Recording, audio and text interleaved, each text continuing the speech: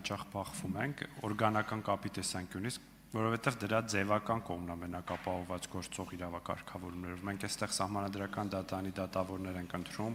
ԲԴԽ-ի անդամների կեսին, Վճռաբեկ դատարանի դատավորներին, բայց շատ ֆորմալ է դա, հետո երբ որ հարցեր ենք ուղղում դատավորներին կամ Բարշակույն դատական խորհրդի անդամներին, անընդհատ այդ բանն ենք բախվում, մենք հաշվետու չենք ազգային ժողովի առաջ եւ այդ հարցերը մնում են օդում։ Ուստի համաձայն եմ, որ նոր սահմանադրությունը պիտի լուծի այդ հարցը։ Սա ես չեմ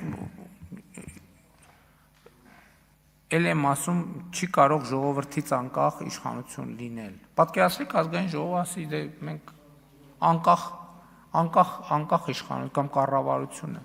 չի կարող ժողովրդից անկախ իշխ, որովհետև իշխանությունը պատկանում է պետությունն է նա, որ իշխանությունը պատկանում է ժողովրդին։ Եվ այս օրգանական կապերը իմիջայլոց ասեմ, Հայաստանի առաքելական Սուրբ եկեղեցու հետ կապված է մենք տենց պրոբլեմ ունենք։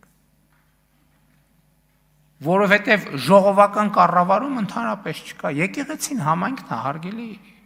գործընկերներ։ Եկեղեցին համայնքն է։ Ոնց հոգևոր համայնքը, հոգևոր հոտը իրավունք չունենա, որոշումների վրա ազդել, ով է իր թեմի առաջնորդը, ով է իր քահանան, եւ այլն եւ այսպես շարունակ։ Ընդհանրապես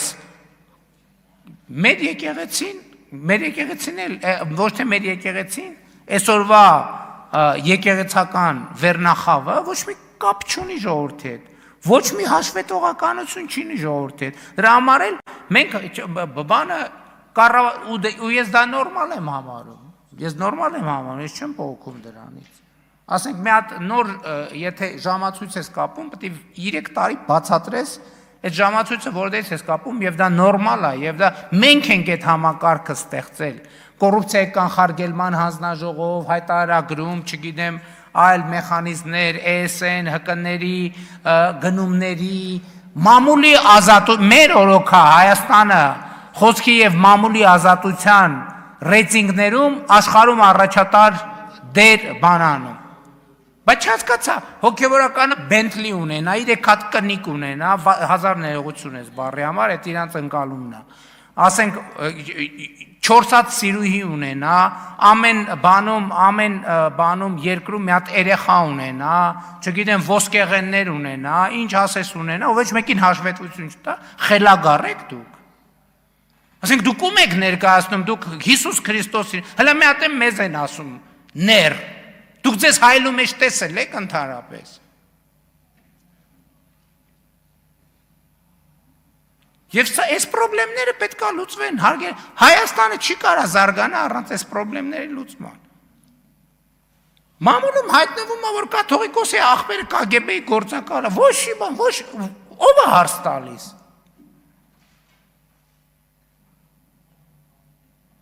KGB-ի գործակալը ու հիմա նոր Նախճեվանի թեմի առաջնորդը։ Ոչ մի բան, ոչ հենց տենց էլ պետք է լինի։ Այս կներեք խելագարություն ասենց բան ոնց կարա լինի։ Մի հատ էլ ասում են ոնց բանի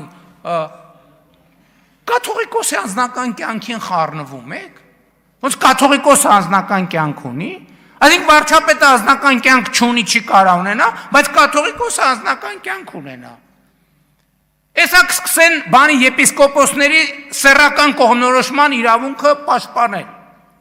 Միջազգային բաներով, կոնվենցիաներով։ Բա հարցազրույց եղավ եկեղեցու սպասավոր, ով ներսից գիտի, ասում է բանը ինչ որ մեկը սեռական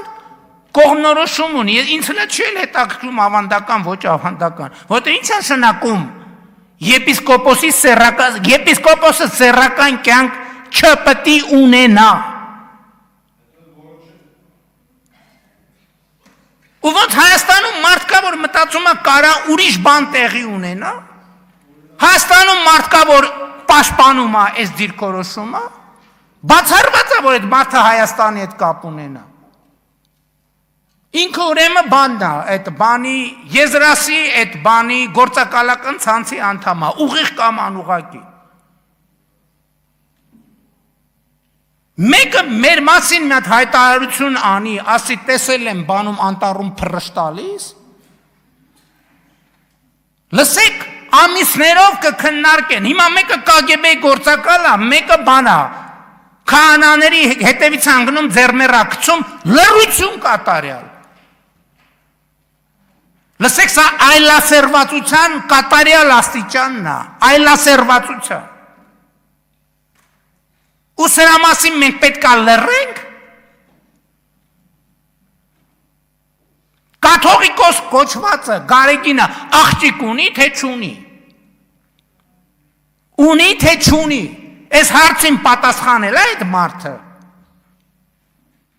Աղբերը, որ KGB-ի գործակալ է, որևէ բացատրություն տվել է։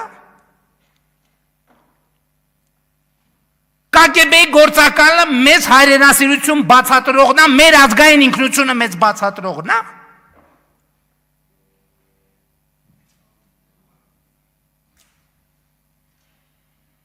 Ու մարդիկ սենց սովորական բան են անում, հա, տենց ապրում են իրանց համար, հա։ Մայրաթոր Սուրբ Էջմիածնում մեկը բոսյակա, մեկը բան, մոլագար սեռական, ու մենք մեր կյանքով ապրում ենք, ինչ ա եղել, հա, իրանց անձնական կյանքն է։ Ու մենք եկեղեցու դեմ պայքար ենք տանում, մենք կոնֆլիկտ ունենք եկեղեցու դեմ, եկեղեցին բոսյակն է եկեղեցին,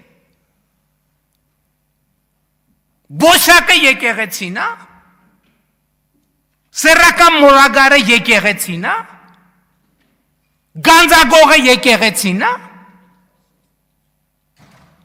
KGB-ի գործակալը եկեղեցին է, լսեք, ես կյանքս կդնեմ դրանցից իմ սրբությունը, մեր սրբությունը ազատելու։ Եթե նույնիսկ մենակ մնամ, ես պրոբլեմ չունեմ։ Պետք է ամեն մեկը որոշում կայացնի, լավ, ես ինչ ձև է։ Ես ինչ ձև է ընդհանրապես։ Ում բարոյական քարոզներ են կարդում, բաներ են անում։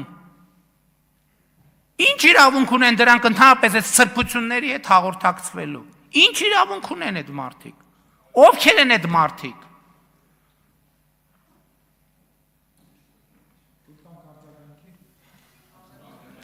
Արձագանքելա։ Հիմա հարությունը պետք է արձագանքի, ոչ թե պատգամավորը։ Արմենուի Ղազարյան։ Հայաստանի Հանրապետության մեծարգո վարչապետ, կառավարության